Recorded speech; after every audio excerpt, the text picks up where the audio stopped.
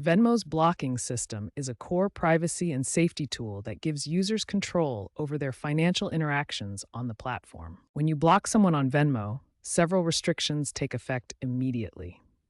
They cannot send you payment requests, view your transaction history or profile, send you messages, or find your profile through search. However, blocking works both ways.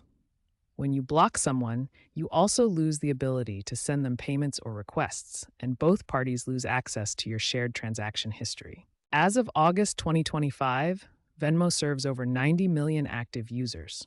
Platform data shows that approximately 15% of users have blocked at least one person, highlighting the importance of these privacy controls. Recent platform updates have enhanced privacy controls and improved the user interface for managing blocked contacts, making it easier for users to control their financial interactions. There are 3 reliable methods to unblock someone on Venmo. The first method involves searching for the blocked user directly. The second method uses your privacy settings.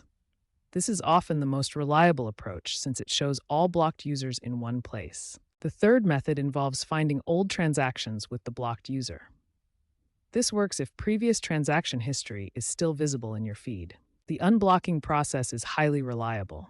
Statistics show that 99.7% of unblocking attempts are successful, and 94% take effect immediately. Remember these key tips. The privacy settings method is most reliable, unblocking takes effect immediately, and you can reestablish payment capabilities right away once someone is unblocked.